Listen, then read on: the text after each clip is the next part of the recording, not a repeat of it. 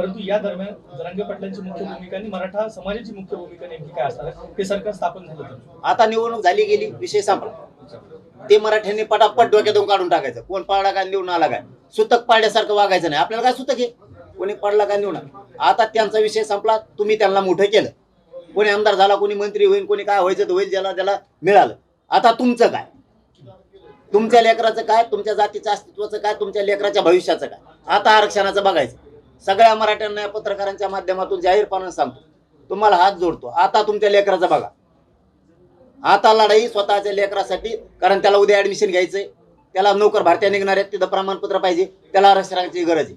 त्याला कोणत्याही क्षेत्रात जायचंय, त्याला इंजिनियर व्हायचंय, त्याला डॉक्टर व्हायचंय, त्याला MD व्हायचंय, MBBS व्हायचंय, BHMS व्हायचंय, त्याला मोठमोठ्या क्षेत्रात जायचंय, त्याला कलेक्टर व्हायचंय, त्याला तहसीलदार व्हायचंय, त्याला आरोग्य अधिकारी व्हायचंय, त्याला पोलीस भरतीमध्ये जायचंय, त्याला PSI व्हायचंय, त्याला IPS IAS दर्जाचा अधिकारी व्हायचंय, त्याला इंजिनियर व्हायचंय, त्याला अनेक क्षेत्रात जायचंय, त्याला परदेशात शिकायला जायचंय. त्यासाठी तुमच्या लेकराला आरक्षण पाहिजे. यांना दिलं आता तुम्ही. आता डोक्यातून खूळ काढा, पागलपणा करू नका. कोणता नेता फेता मंत्री काय झाला, आमदार काय झाला, गुलालात नाचू नका. तो नाचून देईल, येणार नाही मदतीला. तुमचं लेकरू तुमच्या मदतीला येईल. त्याच्यामुळे आता लेकराला आरक्षण लागणार आहे, उद्या भारतीय निघणार आहे. त्या आरक्षणासाठी तुटून पडा.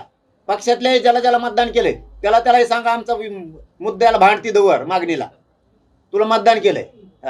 मग तो भाजपचा असेल, नाही तर काँग्रेसचा असेल, नाही तर महाविकास आघाडीचा युतीचा असेल. मराठ्यांनी आता एकजूट होऊन सामूहिक आमरण उपोषणासाठी अंतरवालीतल्या तयारीला गावागावातल्या मराठ्यांनी लागा. घराघरातले मराठी तिकडे आहे, कामं उरकून घ्या. सरकार स्थापन झालं की मी तारीख डिक्लेअर करणार आहे. त्यामुळे सगळ्यांनी अंतरवालीकडे यायचं, कामं उरकून घ्यायचं. अर्ध्या लोकांनी आपण शेतकरी आहेत, शेतात राहायचं, अर्ध्या लोकांनी अंतरवाली.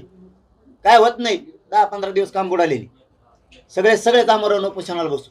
उपोषण किती दिवस चालणार आहे? जवळ देत नाहीत तवर, आम्ही जवळ मरत नाहीत तवर ठाम आहे. गमून नाही ठाम, कोणत्या दिवशी ठाम नाही मी. आंदोलन अंतरवालीच राहणार. अंतरवालीतच आणि घराघरातल्या मराठ्यांनी यायचं. माणूस तर उठायचं नाही. कुणी जातात, तुम्ही उठत नाही, मी उठत नाही, चलन देऊ, बघू कसं काय आपल्याला आरक्षण देत नाही.